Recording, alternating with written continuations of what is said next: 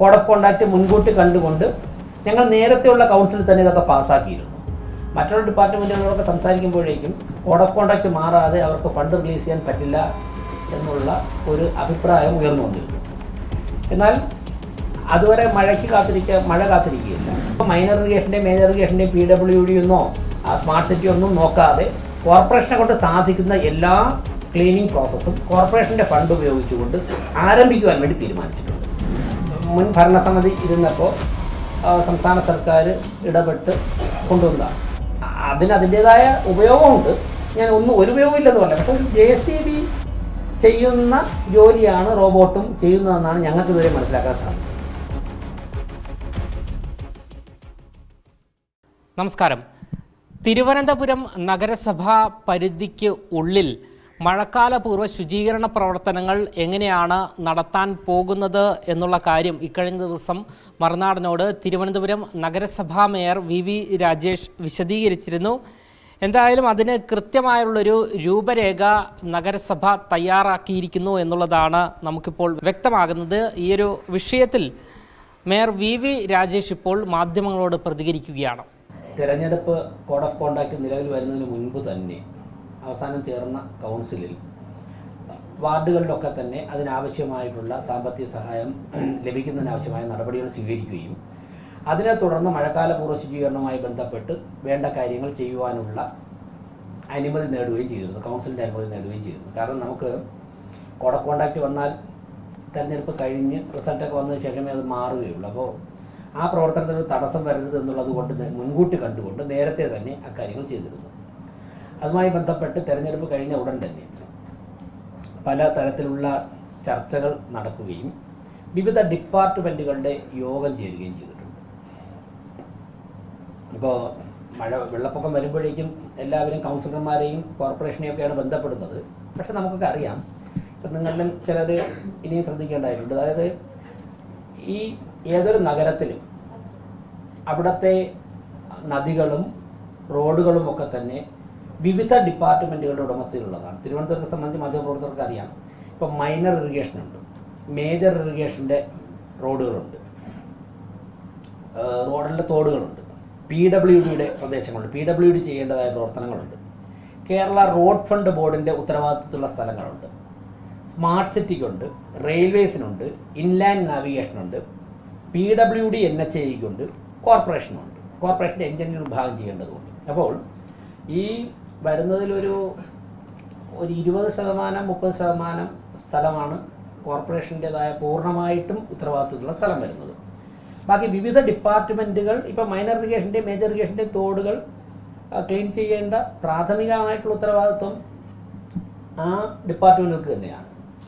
എന്നാൽ പലപ്പോഴും കാലതാമസം വരുന്നത് കൊണ്ട് അതാത് സമയത്തുള്ള ഭരണസമിതികൾ കോർപ്പറേഷൻ ഒക്കെ മുൻകൈ എടുത്തുകൊണ്ട് ഈ കാര്യങ്ങൾ ചെയ്യാറുണ്ട്. ചില ഘട്ടങ്ങളിൽ എല്ലാവരും സഹകരിച്ചും ചില പ്രവർത്തനങ്ങൾ ചെയ്യാറുണ്ട്. ഇത്തവണ ഞങ്ങൾ യോഗം ചേർന്നപ്പോഴേക്കും കോർപ്പറേഷൻ തെരഞ്ഞെടുപ്പും കോഡ് ഓഫ് കോണ്ടാക്ട് മുൻകൂട്ടി കണ്ടുകൊണ്ട് ഞങ്ങൾ നേരത്തെയുള്ള കൗൺസിലിൽ തന്നെ ഇതൊക്കെ പാസ്സാക്കിയിരുന്നു. മറ്റുള്ള ഡിപ്പാർട്ട്മെൻറ്റുകളൊക്കെ സംസാരിക്കുമ്പോഴേക്കും കോഡ് ഓഫ് കോണ്ടാക്ട് മാറാതെ അവർക്ക് ഫണ്ട് റിലീസ് ചെയ്യാൻ പറ്റില്ല എന്നുള്ള ഒരു അഭിപ്രായം ഉയർന്നു വന്നിരുന്നു. എന്നാൽ അതുവരെ മഴ കാത്തിരിക്കുകയില്ല. അതുകൊണ്ട് തന്നെ കോർപ്പറേഷൻ മുൻകൈ എടുത്തുകൊണ്ട് ചേർന്ന യോഗത്തിൻ്റെ തുടർച്ചയായി 2 ദിവസം മുമ്പ്, അതായത് ശനിയാഴ്ച, ഇന്ന് തിങ്കളാഴ്ച 2 ദിവസം മുമ്പ് രാവിലെ പഴവങ്ങാടിയിലും തമ്പാനൂര്, അട്ടക്കുളങ്ങര സ്കൂള്, നന്തങ്കോട് ഈ 4 പ്രദേശങ്ങളും മേയർ ഉൾപ്പെടുന്നവർ സംഘം വിലയിരുത്തിയിരുന്നു. അതിൽ ഉദ്യോഗസ്ഥരുണ്ടായിരുന്നു, വിവിധ ഡിപ്പാർട്ട്മെൻറ്റുകൾ ഉദ്യോഗസ്ഥരുണ്ടായിരുന്നു. അതോടൊപ്പം തന്നെ ഇത്തവണ ഞങ്ങൾ ചെയ്തത് ഈ മുൻപ് നടന്ന വളരെ വലിയ ശുചീകരണ പ്രവർത്തനങ്ങളിൽ ഏർപ്പെട്ടിട്ടുള്ളവരുണ്ട്. ഇപ്പോൾ ഉദാഹരണത്തിന് ഓപ്പറേഷൻ അനന്തയ്ക്ക് നേതൃത്വം കൊടുത്ത പല ഉദ്യോഗസ്ഥരുണ്ട്. അവർക്ക് പലരും റിട്ടയറായി. അവരുടെ യോഗം നേരത്തെ ചേർന്നു. അവരിൽ നിന്നൊക്കെ തന്നെ അഭിപ്രായം എടുത്തിട്ടുണ്ട്. തിരുവനന്തപുരത്തെക്കുറിച്ച് വലിയ അനുഭവ സമ്പത്തുള്ളവരുടെ അഭിപ്രായം തേടുകയും ആ റിട്ടയർ ആയെങ്കിലും ആ ഉദ്യോഗസ്ഥരൊക്കെ തന്നെ വനിതകൾ ഉൾപ്പെടെയുള്ള സീനിയർ എഞ്ചിനീയർമാരൊക്കെ തന്നെ ഞങ്ങളോടൊപ്പം രാവിലെ പഴവങ്ങാടിയിലും തമ്പാനും ഒക്കെ വന്നിരുന്നു, രാവിലെ 7 മണിക്ക് തന്നെ. അപ്പോൾ അവരുടെയൊക്കെ ഉപദേശത്തിൻ്റെ അടിസ്ഥാനത്തിൽ ചില തീരുമാനങ്ങൾ എടുത്തിട്ടുണ്ട്.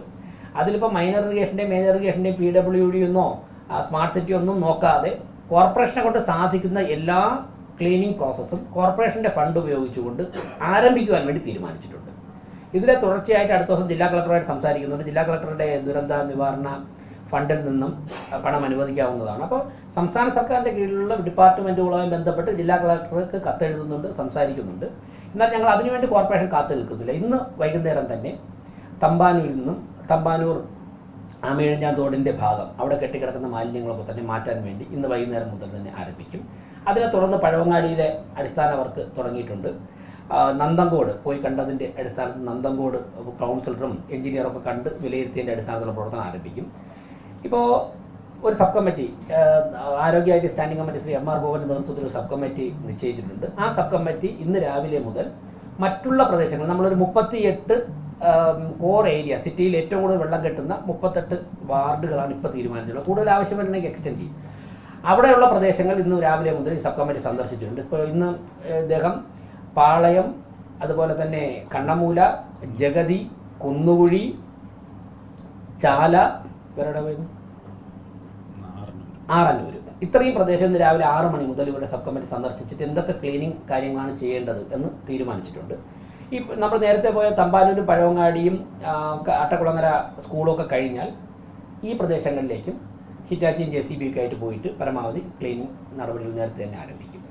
ഇത്രയും കാര്യങ്ങളാണ് മഴക്കാലപൂർവ്വ ശുചീകരണവുമായിട്ട് ബന്ധപ്പെട്ട് ചെയ്തത്. അതോടൊപ്പം തന്നെ മറ്റുള്ള ഡിപ്പാർട്ട്മെൻറ്റുകളോട് അവരവരുടെ ഉടമസ്ഥയുള്ള സ്ഥലങ്ങൾ വൃത്തിയാക്കണമെന്ന് ഞങ്ങൾ ആവശ്യപ്പെട്ടിട്ടുണ്ട്. ഇനിയും അക്കാര്യങ്ങൾ ആവശ്യപ്പെടും. എന്നാൽ അവർ ചെയ്യാൻ വേണ്ടി കാത്തിരിക്കുകയില്ല. കോർപ്പറേഷനെ കൊണ്ട് കോർപ്പറേഷൻ്റെ മെഷീനറി ഉപയോഗിച്ച് ചെയ്യാൻ കഴിയുന്ന കാര്യങ്ങളൊക്കെ തന്നെ അതാ ഡിപ്പാർട്ട്മെൻറ്റിൽ നിന്ന് അനുവാദം വാങ്ങിച്ചുകൊണ്ട് ഞങ്ങൾ പ്രവർത്തനം ആരംഭിക്കുകയാണ്. അതോടൊപ്പം റെയിൽവേയുമായിട്ട് സംസാരിച്ചിട്ടുണ്ട്. നാളെ റെയിൽവേയുടെ ഉദ്യോഗസ്ഥരുടെ ഒരു മീറ്റിംഗ് വിളിക്കുവാൻ വേണ്ടി ആഗ്രഹിക്കുന്നുണ്ട്. ഡിവിഷൻ മാനേജർക്ക് ഇപ്പോൾ കത്തെഴുതും. നാളെ റെയിൽവേയുടെ മാത്രം, കാരണം റെയിൽവേ ചെയ്യേണ്ട കുറേ ഉത്തരവാദിത്വമുണ്ട്. അതൊരു ജനറൽ ഒരു പ്രവർത്തനമായിട്ട് മാറ്റിവെക്കാതെ റെയിൽവേയുടേതായ ഉദ്യോഗസ്ഥരുടെ മാത്രം മഴക്കാലപൂർവ്വ ശുചീകരണവുമായി ബന്ധപ്പെട്ട് മീറ്റിംഗ് വിളിച്ച് അവർ ചെയ്യേണ്ട ഉത്തരവാദിത്വം അവരെ കൊണ്ട് നിർവഹിപ്പിക്കുക എന്നുള്ള രീതിയിലുള്ള ഇടപെടൽ നടത്തുന്നുണ്ട്. നാളെ മീറ്റിംഗ് വിളിക്കണമെന്ന് DRMനോട് ഇപ്പോൾ തന്നെ ആവശ്യപ്പെട്ടു. ഇത്രയും കാര്യങ്ങളാണ് മഴക്കാലപൂർവ്വ ശുചീകരണവുമായി ബന്ധപ്പെട്ട് ഇപ്പോഴും നടന്നു പോകുന്നത്. മുൻ ഭരണസമിതി ഇരുന്നപ്പോൾ സംസ്ഥാന സർക്കാർ ഇടപെട്ട് കൊണ്ടുവന്നതാണ്. ആ റോബോട്ട് കോർപ്പറേഷൻ്റെ ഫണ്ടിലല്ല കൊണ്ടുവന്നത്, കോർപ്പറേഷൻ കൊണ്ടുവന്നിട്ടല്ല, വേറെന്തോ പദ്ധതിയിൽ സംസ്ഥാന സർക്കാരും ബഹുമാനപ്പെട്ട തദ്ദേശ സ്വയംഭരണ മന്ത്രിയൊക്കെ ഇടപെട്ടിട്ടാണ് ആ റോബോട്ട് കൊണ്ടുവന്നിട്ടുള്ളത്. ഞങ്ങൾ വന്നിട്ട് ഭരണത്തിൽ വന്ന് 4ാമത്തെ ദിവസം അതിൻ്റെ ഉദ്ഘാടനം ആവശ്യമാണെന്നുള്ള ഒരു ചർച്ച വരികയും തെരഞ്ഞെടുപ്പിന് മുമ്പ് തന്നെ ബഹുമാനപ്പെട്ട മന്ത്രിയെ ഞാൻ തന്നെയാണ് ആ പരിപാടിയിലേക്ക് ക്ഷണിച്ചത്. മന്ത്രി വന്ന് ഉദ്ഘാടനം ചെയ്തു.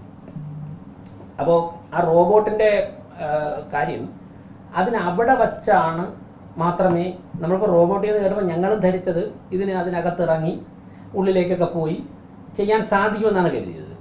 ഇത് അതിൻ്റേതായ ഉപയോഗമുണ്ട്.